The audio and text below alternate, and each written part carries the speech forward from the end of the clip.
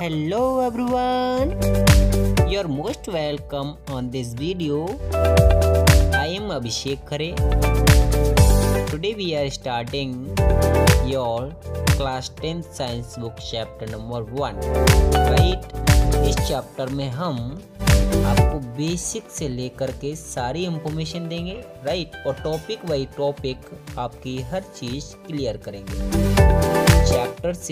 Chapter में starting topic से लेकर के आपके इम्पोर्टेंट क्वेश्चन तक हम सारी चीज़ें कवर अप करेंगे, राइट। हमारे चैप्टर का नाम है रासायनिक अभिक्रियाएं एवं समीकरण। ओके, तो सबसे पहले बच्चों हम समझेंगे कि रासायनिक अभिक्रियाएं क्या होती हैं, देन हम समझेंगे कि रासायनिक समीकरण क्या होता है। ठीक है, सारी की थ्योरीज को अपन डिटेल में पढ़ने वाले हैं।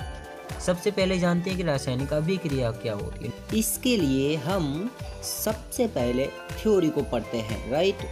थ्योरी में क्या दिया है वो हम जानेंगे, देन आपको अर्थ करके बताएंगे। सबसे पहले पढ़ते हैं रासायनिक अभिक्रिया क्या होती है। तो दो या दो से अधिक अभिकारकों के मिलने से नया रासायनिक उत्पाद बनने की क्रिया को ही रासायनिक अभिक्रिया कहते हैं। यानी दो या दो से अधिक केमिकल यदि मिलते हैं और मिलने के बाद नया पदार्थ बनाते हैं तो वही हमारी क्या कहलाती है, रासायनिक अभिक्रिया। ठीक है, यानी बनना और बनने से लेकर के नया पदार्थ बनाने तक की क्रिया को ही रासायनिक अभिक्रिया कहते हैं। ये दो भागों में संपन्न होती है।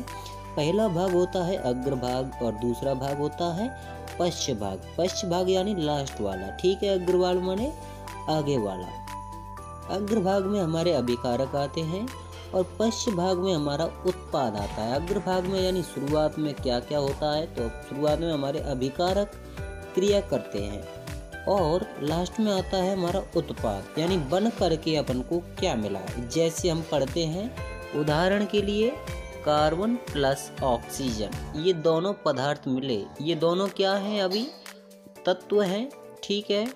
और दोनों को अपन किस तरफ लेंगे, अभिकारक की तरफ, और दोनों ने मिक्स होकर के क्या बनाया, कार्बन डाइऑक्साइड। ये क्या है, ये उत्पाद है। क्या है, उत्पाद, यानी बना हुआ प्रोडक्ट, राइट। तो ये हो गई हमारी रासायनिक अभिक्रिया। अब शुरू होता है हमारा रासायनिक समीकरण। ठीक है, काफ़ी स्टूडेंट्स क्या करते हैं कि जो रासायनिक अभिक्रिया की थ्योरी है उसी को रासायनिक समीकरण की थ्योरी में जोड़ देते हैं, लेकिन ऐसा नहीं है। रासायनिक समीकरण की अलग से थ्योरी है और ये अलग टॉपिक है, ठीक है। तो चलिए इसको समझते हैं। रासायनिक समीकरण किसको कहते हैं?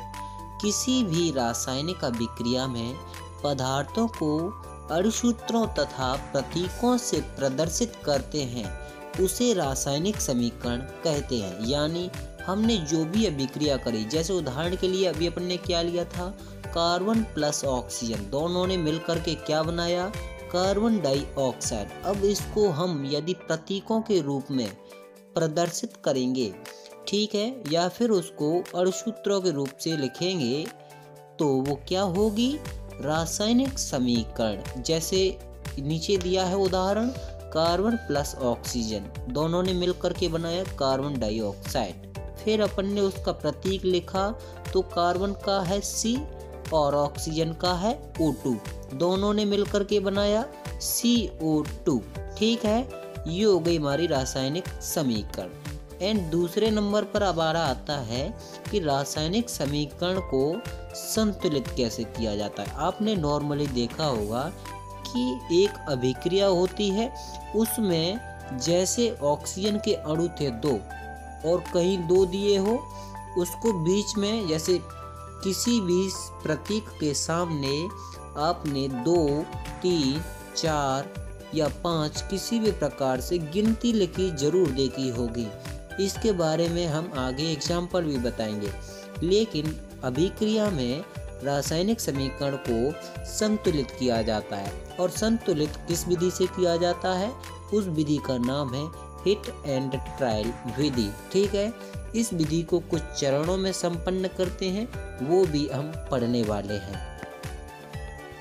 रासायनिक समीकरण को संतुलित करते समय एक विशेष बात जो हमें ध्यान देने योग्य होती है वो है कि इस विधि में सबसे पहले उस तत्व को संतुलित करते हैं जिसकी मात्रा अभिकारक या फिर उत्पाद में सबसे ज़्यादा होती है। ठीक है, ये नियम होता है कि हिट एंड ट्रायल विधि में सबसे पहले उसी को संतुलित करेंगे जिसकी मात्रा ज़्यादा है, चाहे वो अभिकारक हो चाहे उत्पाद हो। ठीक है, फिर आता है हमारा, हम अब चरणों को पढ़ने वाले। ठीक है, यानी रासायनिक समीकरण को किन चरणों में संपन्न किया जाता है। ठीक है, रासायनिक समीकरण का संतुलन निम्नलिखित चरणों में संपन्न किया जाता है। सबसे पहला चरण पढ़ते हैं हम। सबसे पहला चरण है रासायनिक समीकरण को संतुलित करने के लिए सबसे पहले प्रत्येक सूत्र के चारों ओर एक बॉक्स बना लेते हैं। बॉक्स का इसमें कोई स्पेसिफिक रूल नहीं होता है। बॉक्स को हम केवल एक निश्चित एरिया में काम करने के लिए बनाते हैं। जैसे हमको इस समय Fe के स्थान पर कार्य करना है तो Fe के लिए हमने बॉक्स बना दिया। ये हमारा सीमित क्षेत्र हो गया। अब आप ऐसा मत समझना कि हमें बॉक्स हर अभिक्रिया में बनाना है। ये सिर्फ आपकी निश्चित दूरी के लिए बनाया गया है कि आपको इस सीमित क्षेत्र में कार्य करना है। ठीक है, इस तरह से बॉक्स बनाने से हम एरिया फिक्स करते हैं। ठीक है, अब आता है हमारा द्वितीय चरण। द्वितीय चरण में है रासायनिक समीकरण में उपस्थित विभिन्न परमाणुओं की सूची बनाना। ठीक है, इसमें क्या है, जो भी हमारे परमाणु हैं, जो भी अभिक्रिया में भाग लेने वाले तत्व हैं, उनकी हम सूची बनाते हैं। ठीक है, फिर उसमें जो भी तत्व हैं उस तत्वों में कितने परमाणु हैं उनकी भी संख्या लिखते हैं। जैसे लिखा है तत्वों के नाम और अभिकारक में परमाणुओं की संख्या और उत्पाद में परमाणुओं की संख्या। ठीक है, एग्जाम्पल में ली हुई अभिक्रिया के अनुसार हमारे पास 3 तत्व हैं। पहला है लोहा और दूसरा है हाइड्रोजन और तीसरा है ऑक्सीजन। लोहे का यहाँ पर संकेत है Fe। ठीक है, अब इन तीनों तत्वों में हम परमाणुओं की संख्या गिनने वाले हैं, पहला अभिकारक की तरफ और दूसरा उत्पाद की तरफ। अब इधर देखते हैं हम लोहे में अभिकारक की तरफ कितने परमाणु हैं, तो इसमें 1 है और उत्पाद की तरफ 3 है। इसी तरह से हाइड्रोजन में अभिकारक की तरफ 2 हैं और उत्पाद की तरफ 2 परमाणु, इन दोनों में समान है।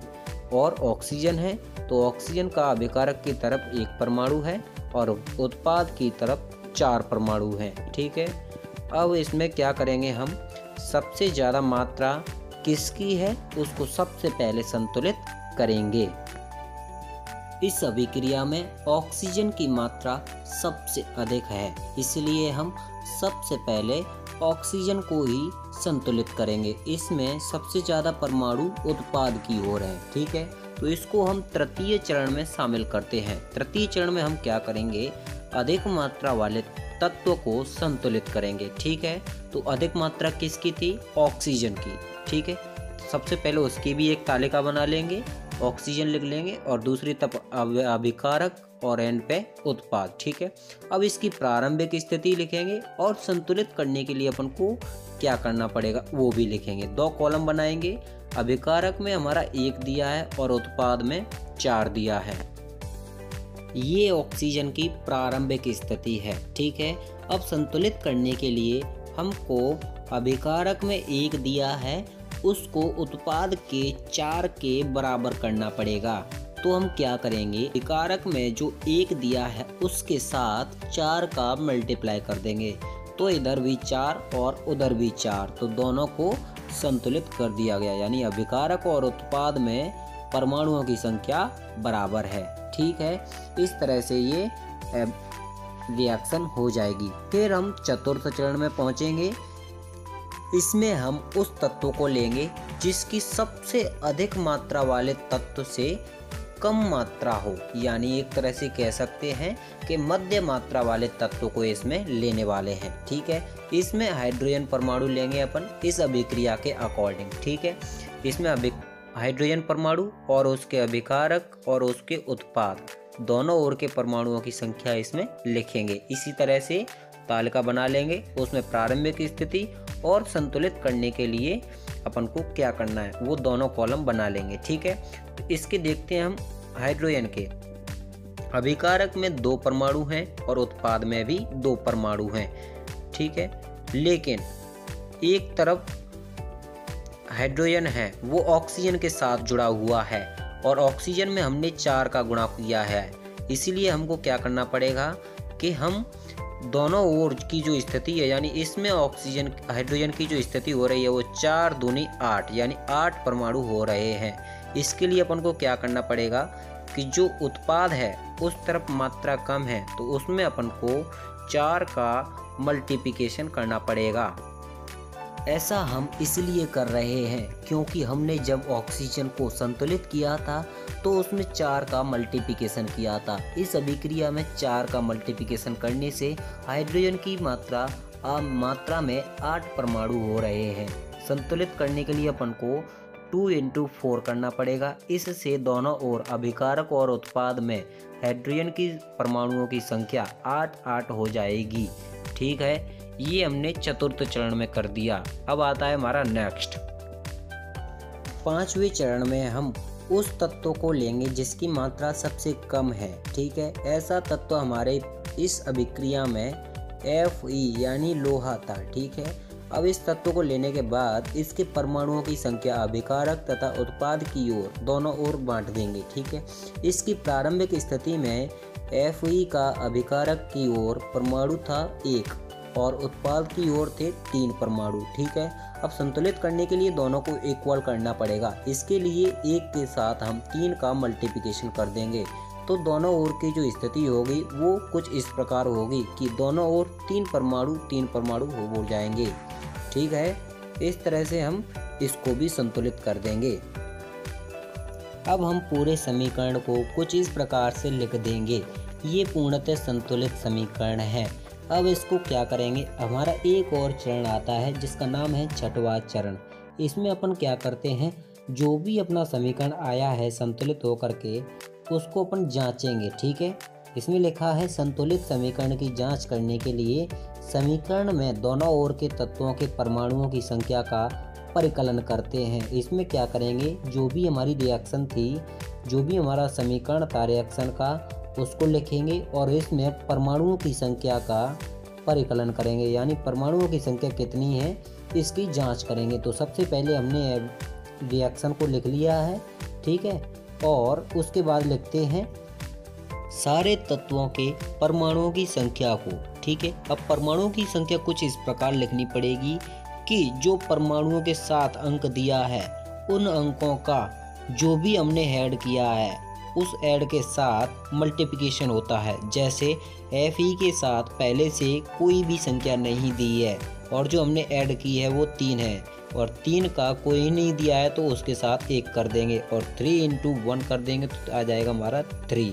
ठीक है, और इसी प्रकार से हाइड्रोजन तत्व के साथ 2 परमाणु पहले से थे और 4 हमने ऐड किए हैं तो 4 और 2 का मल्टीप्लिकेशन कर देंगे, 4 × 2 कर दिया हमने। ठीक है, और फिर ऑक्सीजन का कोई भी परमाणु पहले से नहीं है, हमने सिर्फ 4 ऐड किए हैं तो 4 लिख देंगे। अब इधर जोड़ देंगे सबको तो 4 × 2 का हो गया 8 और 4 और 3 तीनों का योग हो गया हमारा 15। ठीक है, अब चलते हैं हम उत्पाद की ओर। उत्पाद में Fe के परमाणु हैं वो 3 हैं और इसी प्रकार से ऑक्सीजन के हमारे परमाणु हैं 4।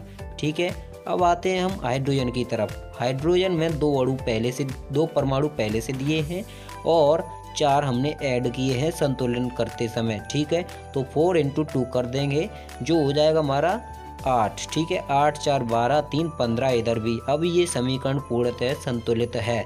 ठीक है, यानी हम संख्या के आधार पर इसको सत्य ठहरा सकते हैं। अब आता है नेक्स्ट टॉपिक ये इसी में है। इसमें है रासायनिक समीकरण में भौतिक अवस्था के संकेत लिखना। अपन क्या करते हैं, जब भी कोई समीकरण लिखते हैं तो उसकी भौतिक अवस्था को भी कभी कभी नीचे दर्शाते हैं। ये प्रश्न आपका हो भी जाता है बोर्ड परीक्षा में, ठीक है। तो इसमें क्या आता है, सबसे पहले ये जान लेते हैं। इसकी थ्योरी है कि रासायनिक समीकरण को अत्यधिक सूचनापूर्ण बनाने के लिए अभिकारकों तथा उत्पादों के रासायनिक सूत्रों के साथ उनकी भौतिक अवस्था को भी दर्शाया जाता है। यानी जो भी हमारा समीकरण है वो अच्छे से जानकारी दे सके अपने बारे में। ऐसा करने के लिए हम उसकी भौतिक अवस्था को भी लिखते हैं। और भौतिक अवस्था के लिए जो संकेत हम यूज करते हैं वो कुछ इस प्रकार है। यानी अवस्था दी है हमारी ठोस, तो उसका संकेत होगा S यानी सॉलिड, ठीक है। अब अवस्था दी है यदि द्रव, तो द्रव के लिए होता है हमारा लिक्विड यानी L, ठीक है, ये स्मॉल होता है। और गैस के लिए जो अवस्था होती है गैस की, उसके लिए संकेत होता है वो होता है हमारा G, स्मॉल g। G4 होता है तुम्हारा गैस, ठीक है। अब अवस्था है तुम्हारी जलीय। अब जलीय यानी जल में घुली हुई, तो उसके लिए हम यूज करते हैं एक्वास यानी AQ संकेत का प्रयोग करते हैं। फॉर एग्जाम्पल हम इसी समीकरण में देख लेते हैं। हमारा लिखा है 3Fe + 4H2O। ये अभिक्रिया बन के बनी तो बना है Fe3 और O4 + 4H2। इसमें जो Fe है वो सॉलिड है और H2 है, H2O वो गैस है। Fe3O4 ये हमारा सॉलिड है और H2V गैस है। इस तरह से हम लिखते हैं, ठीक है। अब हम समझ लेते हैं कि अपन ने ये सारी प्रक्रिया को क्यों पढ़ा। ये संतुलित वंतुलित क्या होता है, हमने इसको क्यों पढ़ा है ना, तो इसका महत्व भी पढ़ लेते हैं। आइए समझते हैं संतुलित रासायनिक समीकरण का महत्व। यानी हमने जो संतुलन की प्रक्रिया को पढ़ा है उसका क्या महत्व है। संतुलित रासायनिक समीकरण द्रव्यमान संरक्षण के नियम का पालन करता है। इस नियम के अनुसार किसी भी रासायनिक अभिक्रिया में न तो सृजन किया जा सकता है और न ही उसका विनाश। अर्थात किसी भी रासायनिक अभिक्रिया के उत्पाद तत्वों का कुल द्रव्यमान अभिकारक तत्वों के कुल द्रव्यमान के बराबर होता है। यानी जो भी अभिक्रिया हमारी लिखी है उसमें न तो तुम कुछ ऐड कर सकते हो और न ही उसको नष्ट कर सकते हो, ठीक है। ये द्रव्यमान संरक्षण के नियम का पालन करती है। द्रव्यमान के संरक्षण का नियम आपने पढ़ा हो तो यही होता है कि किसी भी रासायनिक अभिक्रिया में न तो सृजन किया जा सकता है और न ही उसका विनाश किया जा सकता है। ये इम्पोर्टेंट नियम है, इसको याद कर लेना, द्रव्यमान संरक्षण का नियम, ठीक है। अब इस महत्व को समझ लेते हैं हम एक एग्जाम्पल के द्वारा। जैसे हमने लिखा कि CaCO3 जो टूट करके दो उत्पादों CO2 + CaO का निर्माण करता है। ये वियोजन अभिक्रिया का उदाहरण है, ठीक है। अब इन सारे तत्वों के द्रव्यमान को हम एक तरफ लिख लेते हैं। सबसे पहले लिखते हैं कैल्शियम का द्रव्यमान, ये होता है 40 ग्राम। फिर लिखते हैं हम कार्बन का द्रव्यमान, वो होता है 12 ग्राम, ठीक है। फिर लिखेंगे हम ऑक्सीजन का द्रव्यमान, वो होता है 16 ग्राम। ये ऑक्सीजन के 3 अणु हैं, इसलिए 16 के साथ 3 का मल्टीप्लिकेशन करेंगे, इक्वल में कर देंगे हम उत्पाद की ओर। अब उत्पाद में हम लिखते हैं कार्बन का द्रव्यमान, वो होता है 12, इसको कर देंगे प्लस। फिर लिखेंगे ऑक्सीजन का, वो होता है 16 ग्राम, ठीक है। अब ऑक्सीजन के इधर 2 परमाणु हैं, इसलिए 2 का मल्टीप्लिकेशन करेंगे 16 के साथ, ठीक है। फिर लिखेंगे हम कैल्शियम का द्रव्यमान, वो होता है 40 ग्राम, ठीक है। इसी तरीके से ऑक्सीजन का फिर से लिखेंगे, वो होता है 16 ग्राम। अब इन दोनों को जोड़ देंगे दोनों तरफ, ठीक है। तो अभिकारक की तरफ आता है हमारा 100 ग्राम और उत्पाद की तरफ भी हमारा 100 ग्राम प्राप्त होता है। यही रासायनिक समीकरण में संतुलन का महत्व होता है, ठीक है। अगर इक्वल है तो समीकरण सही तरीके से संतुलित है। अब आता है हमारा रासायनिक अभिक्रिया के प्रकार। अब तक हमने रासायनिक अभिक्रिया में ही बीच में रासायनिक समीकरण के टॉपिक को पढ़ा था, क्योंकि ये पढ़ना हमारे लिए आवश्यक था। आप रासायनिक अभिक्रिया में सूत्रों को कैसे समझते, इसलिए हमने रासायनिक समीकरण को आपको बीच में पढ़ाया। अब पढ़ते हैं रासायनिक अभिक्रिया के प्रकार। ये रासायनिक अभिक्रिया कौन कौन सी हैं, ये सारी की सारी आपके लिए इम्पोर्टेंट भी हैं, इसलिए ध्यान से देखते जाइए। अब सबसे पहले अभिक्रिया है आपकी संयोजन अभिक्रिया। इसका सीधा साधा अर्थ हो रहा है संयोजन यानी योजन यानी जोड़ना, ठीक है। अब इसकी थ्योरी भी अपन समझ लेते हैं। सीधा साधा अर्थ समझें तो इसमें इस अभिक्रिया में अभिकारक दो या दो से अधिक मिलकर के एक उत्पाद का निर्माण करते हैं, ठीक है। संयोजन का अर्थ भी यही हो रहा है। संयोजन का अर्थ होता है जुड़ना, ठीक है, इससे समझ लेना। वैसे अपन थ्योरी पढ़ते हैं। इसका लिखा है ऐसी अभिक्रिया जिसमें दो या दो से अधिक अभिकारक मिल करके एकल उत्पाद का निर्माण करते हैं उसे संयोजन अभिक्रिया कहते हैं। यानी दो तत्व मिल करके किसी एक तत्व का यानी एकल उत्पाद का निर्माण करते हैं तो वो क्या होती है, संयोजन अभिक्रिया। फॉर एग्जाम्पल के लिए ले लेते हैं अपन calcium oxide plus hydrogen oxide, ठीक है। अब इसमें देखते हैं बनने वाला तत्व क्या बना, CaOH2। ये है हमारा कैल्शियम हाइड्रोक्साइड, ठीक है। यानी एक तत्व क्या था हमारा कैल्शियम ऑक्साइड, ठीक है, और दूसरा क्या था हाइड्रोजन ऑक्साइड, ठीक है। ये दोनों मिलकर के बने हमारे कैल्शियम हाइड्रोक्साइड, ठीक है। ये हो गया हमारा संयोजन अभिक्रिया। अब पढ़ते हैं वियोजन। वियोजन का अर्थ होता है टूटना, यानी टूटने वाली अभिक्रिया कौन सी है, जिस जाहिर सी बात है इसमें कुछ ना कुछ टूट रहा होगा फिर कुछ बन रहा होगा, ठीक है। तो समझते हैं इसकी थ्योरी को। ऐसी अभिक्रिया जिसमें एकल अभिकर्मा टूटकर जब नए उत्पादित तत्वों का निर्माण करते हैं उसे वियोजन अभिक्रिया कहते हैं। यानी एक अभिकर्मा यानी एक कोई उत्पाद है या फिर अभिकर्मा है, कुछ भी हो, एक तत्व लिखा है इस तरफ, ठीक है। अब वो टूट करके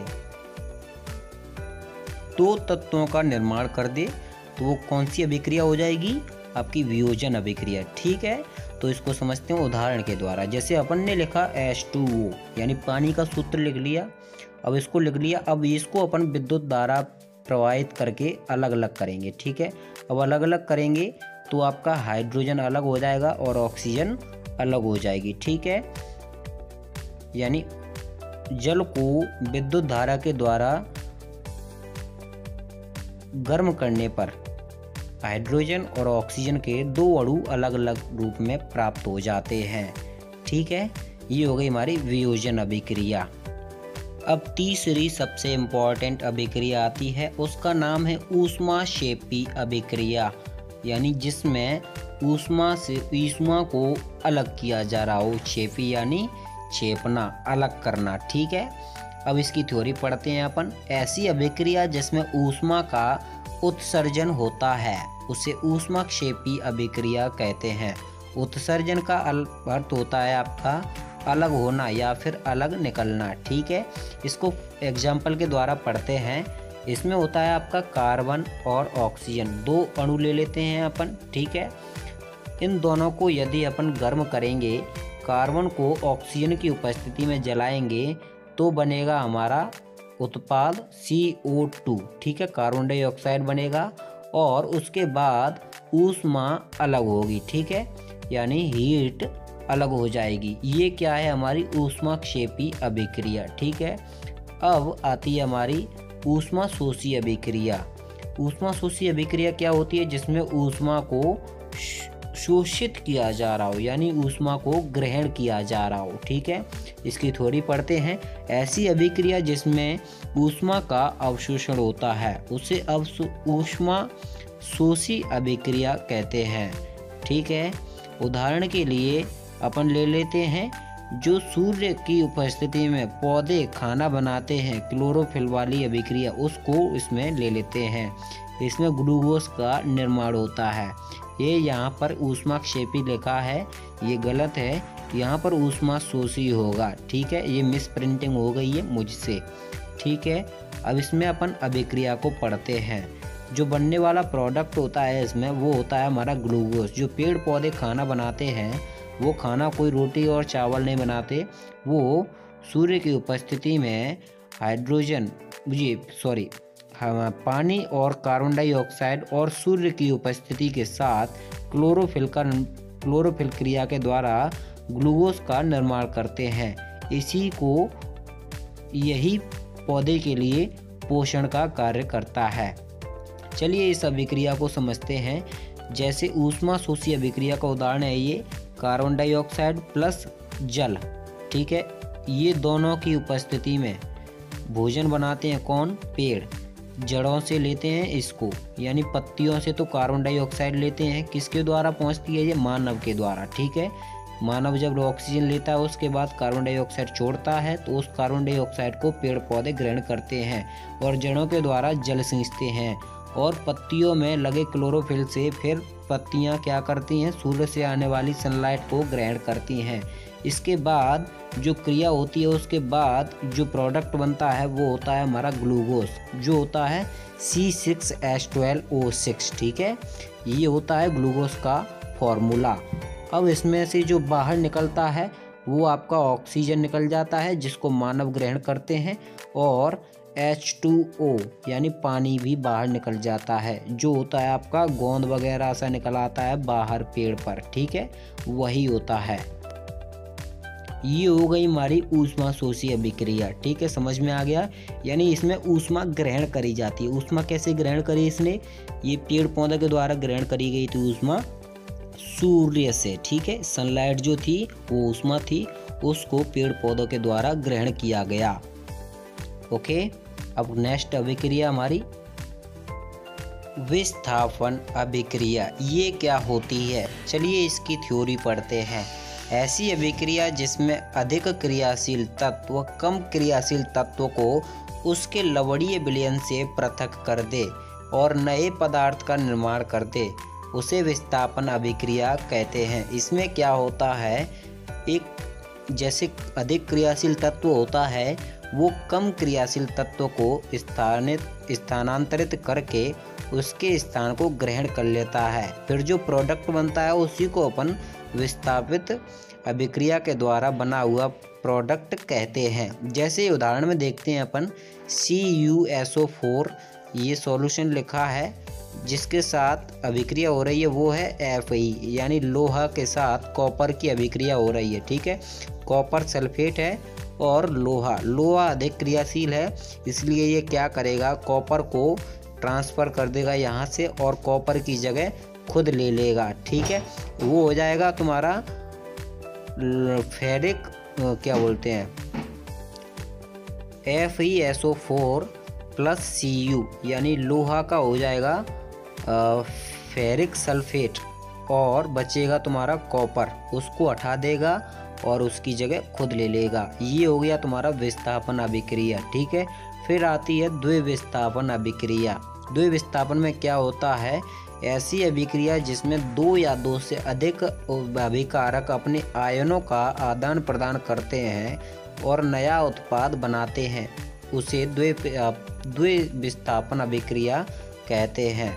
इस थ्योरी के अनुसार इसमें क्या होता है, जो भी अपने सॉल्यूशन हैं उनमें आपस में आयनों का आदान प्रदान हो जाता है। आयन समझते हो, आयन होते हैं आपके पीछे वाले, जिसमें आपका माइनस का चिन्ह होता है। आपकी अभिक्रिया में दो भाग होते हैं, जो भी सॉल्यूशन लिखा होता है उसमें एक होता है प्लस वाला और एक होता है माइनस वाला। प्लस वाला आगे का होता है और माइनस का पीछे का होता है।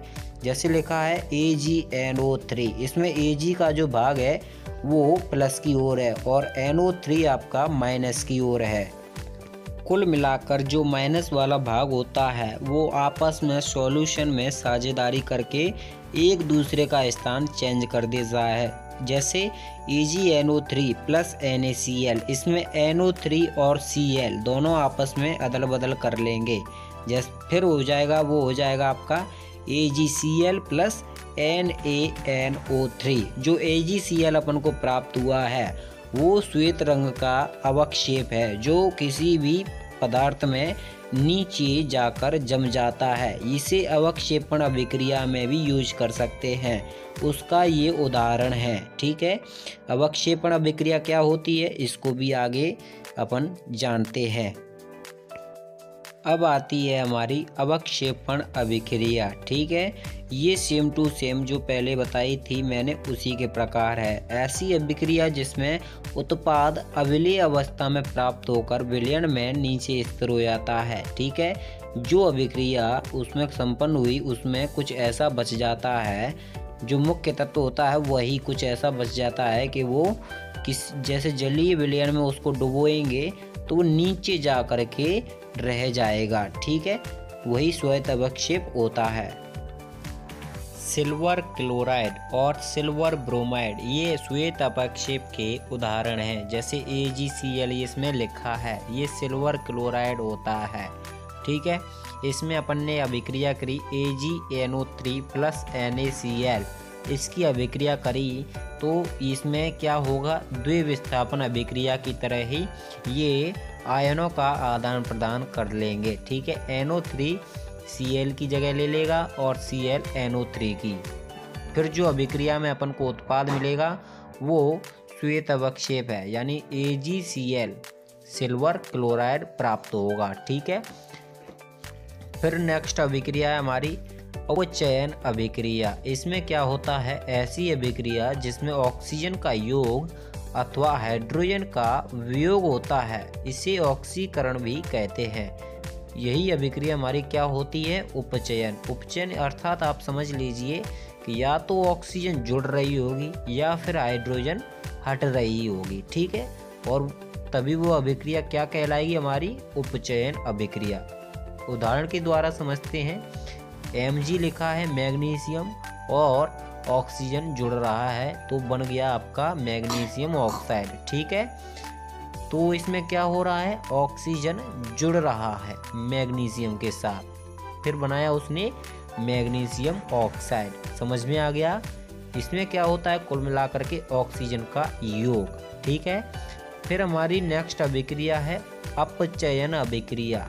ये जस्ट उल्टी होती है उपचयन अभिक्रिया की। ठीक है, इसमें क्या होगा, ऐसी अभिक्रिया जिसमें हाइड्रोजन का योग और ऑक्सीजन का वियोग होता है, वही कौन सी होती है, अपचयन अभिक्रिया। ठीक है, इसे हम हाइड्रोजनीकरण भी कहते हैं। ठीक है, यानी समझ लीजिए पहली में क्या हो रहा था, ऑक्सीजन का योग, तो इसमें क्या होगा, ऑक्सीजन का वियोग, और पहली में हाइड्रोजन का क्या हो रहा था, वियोग, तो इसमें क्या होगा, योग। ठीक है, कुल मिलाकर के हाइड्रोजन का जुड़ना और ऑक्सीजन का हटना, इन दोनों में से कोई भी हो तो वो क्या होगा, अपचयन अभिक्रिया। ठीक है, उदाहरण के द्वारा समझते हैं।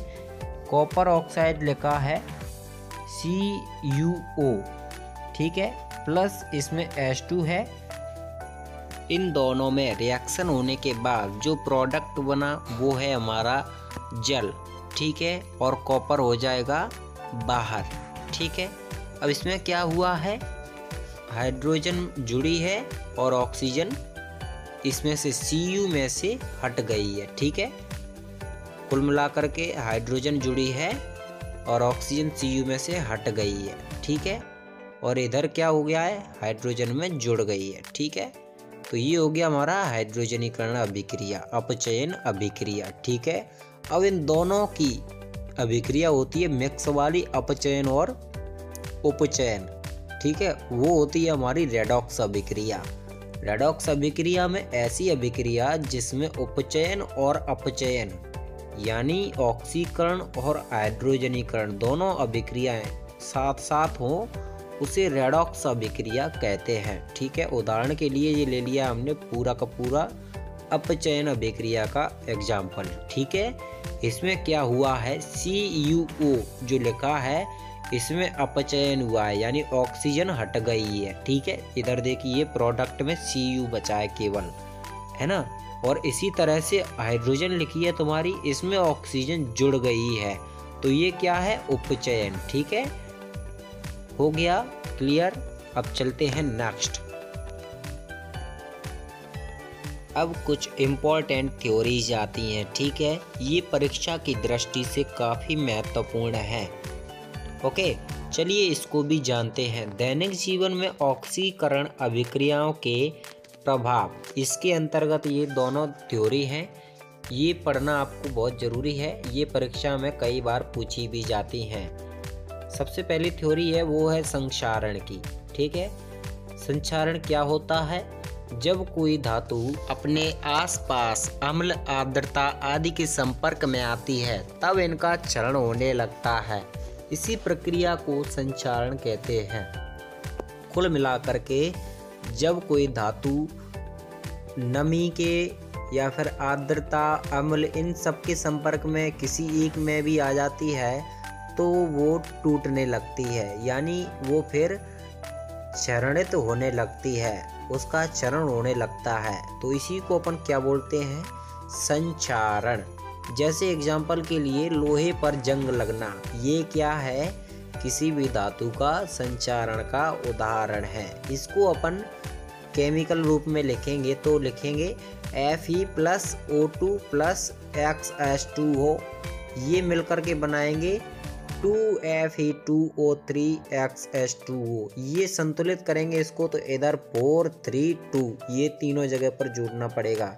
यानी Fe लोहे के 4 अणु और ऑक्सीजन के आपके 8 परमाणु, वो 8 नहीं सॉरी 3 दूनी 6 परमाणु, ठीक है। और जल के X यानी कितने भी अणु हो सकते हैं, ठीक है। और जो जल होगा उसके दुगने होंगे, ठीक है। इसमें 2 का होना पड़ेगा।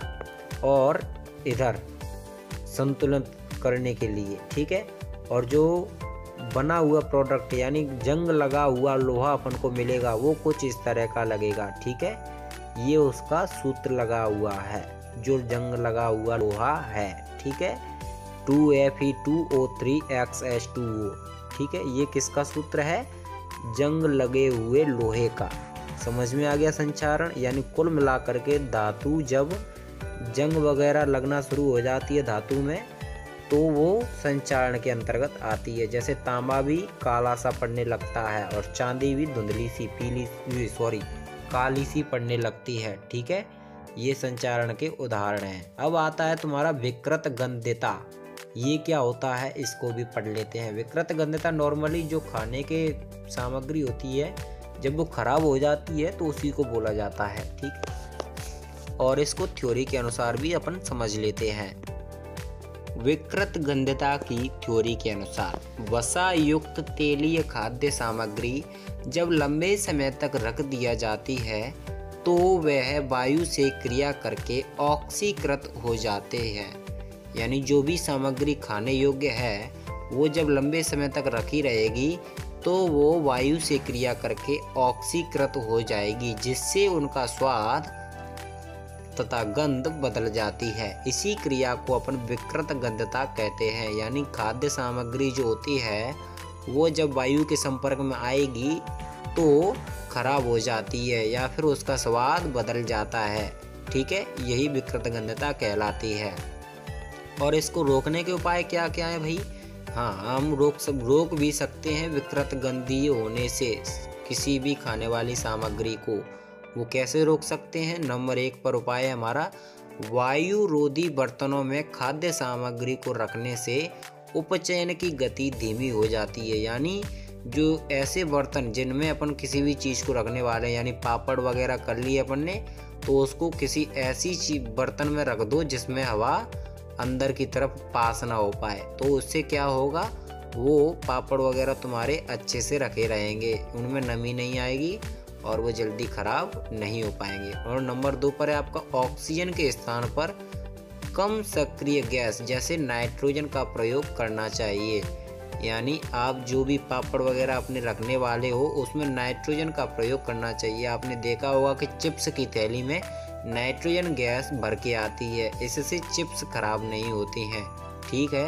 अब आता है आपका एक इम्पोर्टेंट क्वेश्चन, जो परीक्षा में कई बार पूछा भी गया है। ऐसे 2 प्रश्न हैं, दोनों को बताने वाले हैं। सबसे पहला प्रश्न है हमारा, वायु में जलाने से पूर्व मैग्नीशियम रिबन को साफ क्यों किया जाता है। ये क्वेश्चन कई बार बोर्ड परीक्षा में पूछा भी गया है कि मैग्नीशियम रिबन को जलाने से पहले साफ क्यों किया जाता है। तो हमारा आंसर है कि जब मैग्नीशियम वायु में उपस्थित ऑक्सीजन से क्रिया कर मैग्नीशियम ऑक्साइड की परत बना लेता है, उस परत को और अन्य अशुद्धियों को हटाकर शुद्ध मैग्नीशियम प्राप्त करने के लिए अपन वायु में जलाने से पूर्व मैग्नीशियम रिबन को साफ करते हैं। ये आपका उत्तर हो जाएगा। जो मैग्नीशियम रिबन होती है उसको जलाने से पहले अपन क्यों साफ करते हैं, क्योंकि उस पर वो वायु से क्रिया करके अपने ऊपर परत जमा लेती है और कुछ गंदगी भी इकट्ठा हो जाती है, इसलिए उसको साफ करने के लिए अपन मैग्नीशियम रिबन को साफ करते हैं और फिर जलाते हैं। ठीक है, अब आपका आता है नेक्स्ट क्वेश्चन। ये भी इम्पोर्टेंट है, बोर्ड परीक्षा में कभी कभी इसको पूछ भी लेता है। क्वेश्चन है अपना, किसी पदार्थ X के विलयन का उपयोग हम सफेदी करने के लिए करते हैं। ठीक है, करते हैं, आपको पता होगा, लेकिन उसके अपन को गुप्त तरीके से एक तो पदार्थ X का नाम व सूत्र लिखना है और दूसरा है आपका पदार्थ X की जल के साथ अभिक्रिया करनी है। ठीक है, तो आंसर शॉर्ट में ही देना है जैसे मैंने लिखा है। पहले ऑप्शन का उत्तर है हमारा कैल्शियम ऑक्साइड, यानी जिस विलयन का हम सफेदी करने के लिए उपयोग करते हैं वो है कैल्शियम ऑक्साइड। ठीक है, और इसका सूत्र है कैल्शियम ऑक्साइड यानी CaO। ठीक है, अब इसकी अपन जल के साथ अभिक्रिया करेंगे, यानी CaO की H2O के साथ अभिक्रिया करेंगे तो अपन को कैल्शियम हाइड्रो ऑक्साइड प्राप्त होगा। ठीक है, ये हो गया हमारा प्रश्न का उत्तर। इस वीडियो को पूरा देखने के लिए आपका धन्यवाद, और भी वीडियो देखने के लिए हमारे चैनल पर बने रहें। और यदि आपको कुछ भी पूछना है तो आप उसे कमेंट बॉक्स में मेंशन कर सकते हैं, हम आपका तुरंत रिप्लाई भी देंगे, और रिप्लाई नहीं देंगे तो यदि क्वेश्चन हुआ तो उसे पूरी वीडियो में अच्छे तरीके से एक्सप्लेन भी करेंगे। ओके, और आपके लिए कुछ काम हम दे रहे हैं।